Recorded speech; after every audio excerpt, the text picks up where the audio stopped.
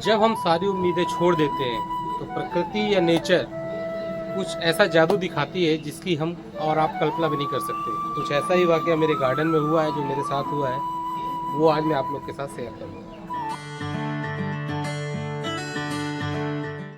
दोस्तों, 2 या 3 महीनों से मैं लगातार लौकी लगाने का प्रयास कर रहा था अपने बड़े ग्रो बैग में, क्योंकि हमें मालूम है लौकी एक बेल वर्गीय सब्जी है, हमें बड़े ग्रो बैग में लगानी है।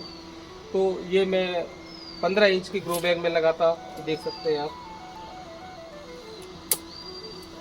15 इंच की ग्रो बैग में लगाता, उसको 18 इंच की ग्रो बैग में लगाया, लेकिन हर बार मुझे असफलता ही हासिल हुई। एक बार मैंने सीडलिंग बना करके तैयार करके लगाया इसको, दूसरी बार मैंने इसको सीधे इसमें बीज लगाए, तीसरी बार फिर मैंने सीडलिंग लगाई।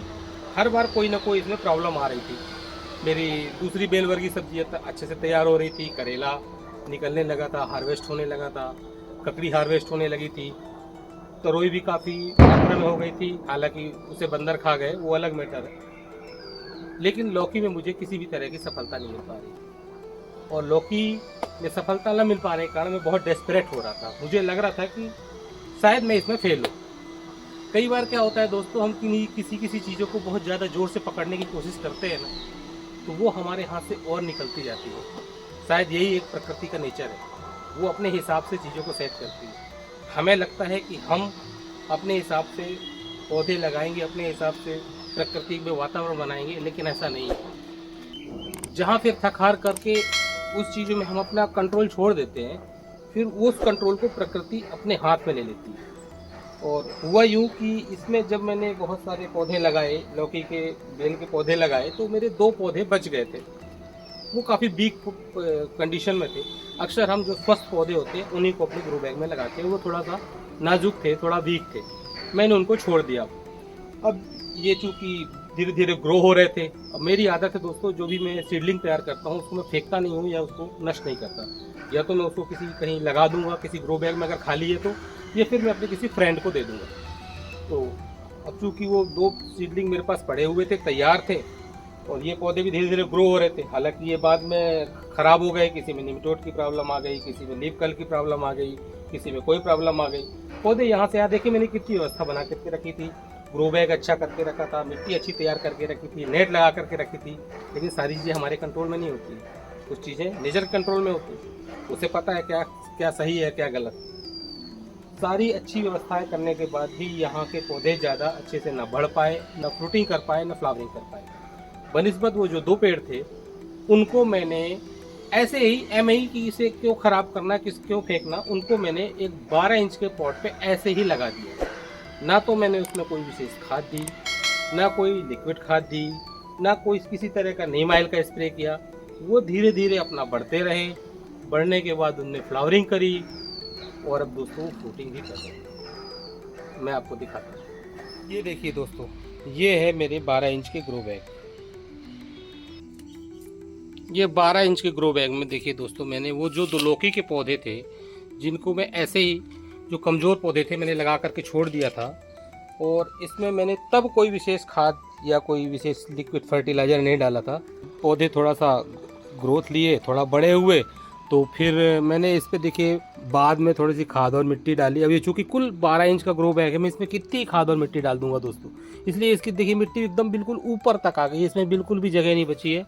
बल्कि पानी डालते वक्त भी मुझे बहुत ही एहतियात बरतनी पड़ती है, क्योंकि धीरे धीरे पानी डालना पड़ता है।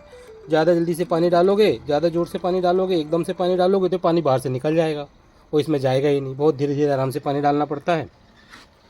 तो इस तरह से मैंने इसको फिर किसी तरह से हल्की हल्की मिट्टी डाल करके कवर किया है दोस्तों। इसमें किसी भी तरह की दोस्तों कोई बीमारी नहीं हुई, ये धीरे धीरे बढ़ते रहे। इस तरह से इसमें फ्लावरिंग आती रही दोस्तों। देखिए ये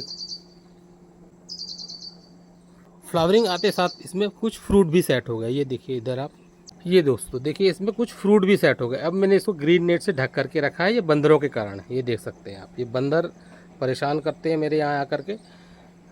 एक फ्रूट इधर भी सेट है, इसको भी मैंने ढक करके रखा है। कुछ मैं इसको ऐसे दिखाता देता हूँ आपको, यहाँ से देख सकते हैं आप। ये देखिए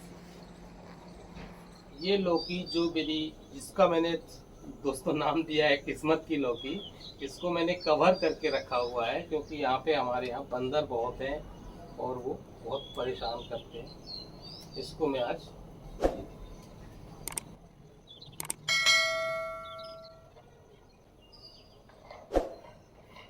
और जिन पौधों को मैंने फालतू समझ के ऐसे 12 इंच के ग्रो बैग में लगा दिया था, उनने अपनी किस्मत खुद लिखी दोस्तों। और हमें कहीं ना कहीं याद दिलाया कि अक्सर अनापेक्षित चीजें जो होती है ना, वही हमारे जीवन में खुशी लाती है।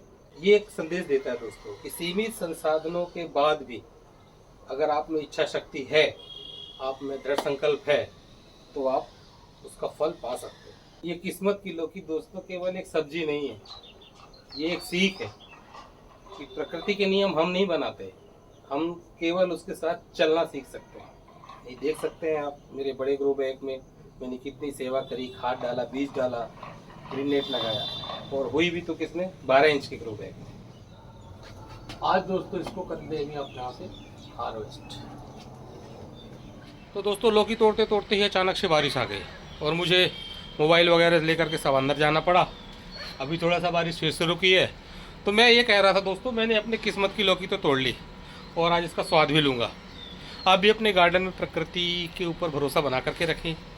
उम्मीद है मेरी बातें आपको पसंद आई होंगी, मेरा वीडियो आपको अच्छा लगा होगा। मेरा एक अनूठा अनुभव जो मैंने आपके साथ शेयर किया वो आप लोग को अच्छा लगा होगा। अगर वीडियो अच्छा लगा हो तो लाइक करिए, सब्सक्राइब करिए, ज़्यादा से ज़्यादा मात्रा में शेयर करिए, कमेंट करिए। मिलते हैं फिर किसी अगले वीडियो में किसी अलग विषय के साथ। तब तक के लिए हैप्पी गार्डनिंग।